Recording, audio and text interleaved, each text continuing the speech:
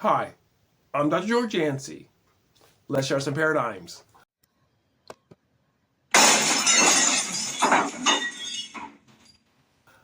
Paradigm share today is defending the indefensible.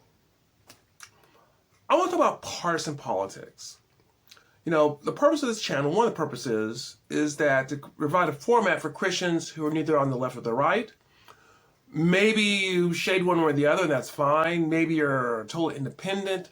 Maybe you're just non-political, and you're just tired of the partisanship. This channel's for you. And this video is for you.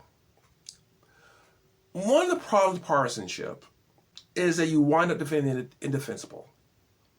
One of the easiest examples to see that is conservatives, Christians, who are supporting Trump. Now, I'm not a supporter of Trump, but this is not a time where I'm trying to convince people not to support Trump. I'm just pointing some things out. Back when Clinton was running for president, many conservative Christians said, we cannot vote for him. And this is after the allegations of sexual abuse and possible rape and his sort of womanizing even. Many conservative Christians says, this is an immoral man and he would be an immoral leader. We cannot have this sort of leader in our society. At the time, I was convinced by that argument. Now, I wasn't engaged in politics that much. I probably could not have voted for Clinton. That argument held sway with me. Comes Trump. All of a sudden, this argument about immorality and immoral leaders. Now, I know the comebacks, well, we have to do it in order because he's pro-life and that sort of stuff. But if you make the argument that you cannot support an immoral person, then that should be the same, right? It obviously goes beyond that. There's a lot of reasons not to support Trump. Some of the sexism, some of the rank sexism that he has exhibited, some of the ways he's engaged in racial conversations that made things worse. I call it race baiting. There's a lot of reasons not to support Trump, but people felt they had to because he was on their team.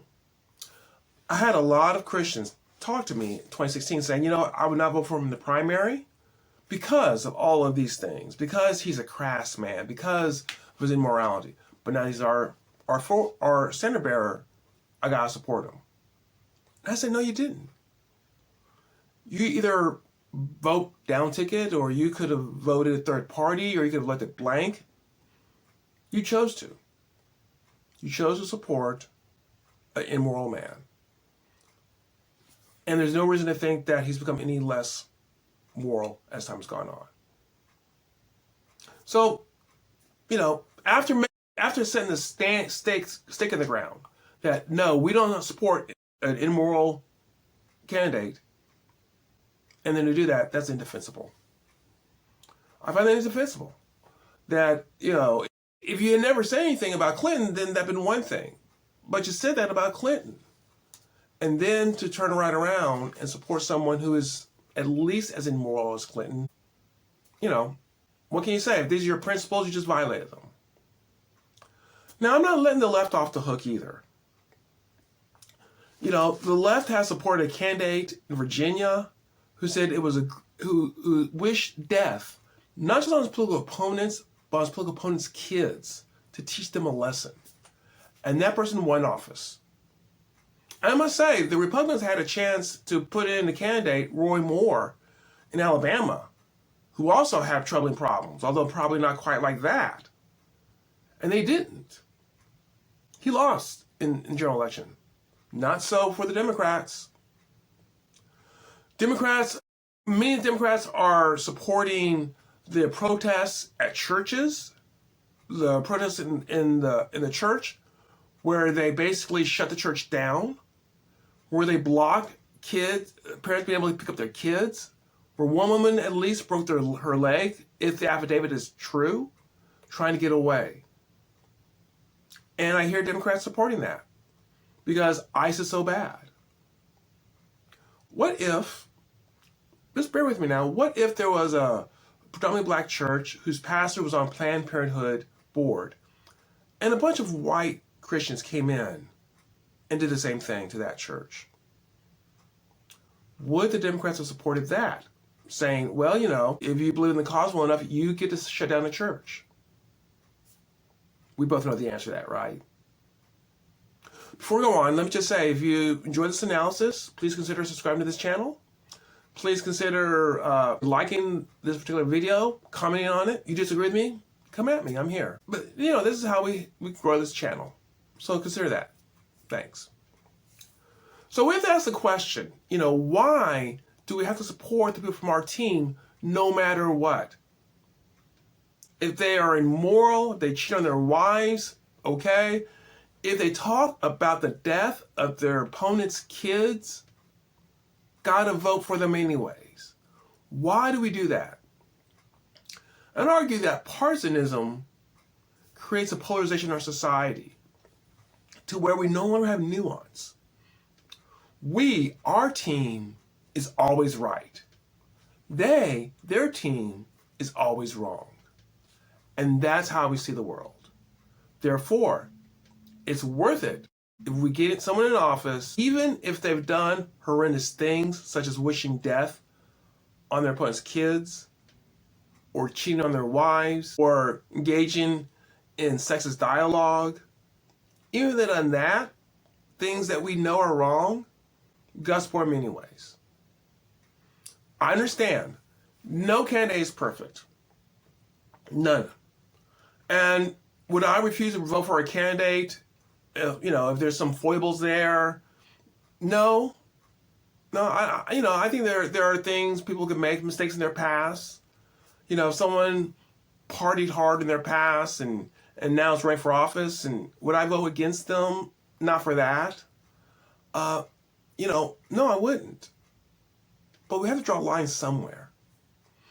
If we believe that immoral people should not be leaders, then we should not vote for immoral people, whether they're our party or not.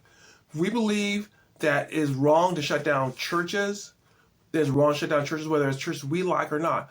I happen to not to like the church that was shut down. I think that one of the founders of the church wrote a bad book on empathy.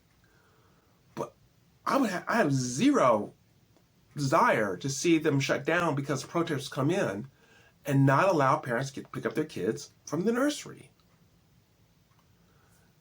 We have to understand that life is nuanced. You know, sometimes our team could be wrong. People say that, you know, they're always wrong, or if we're wrong, they're always more wrong than us. I just don't trust their intellectual capacity to have a nuanced discussion. I see this on social media all the time.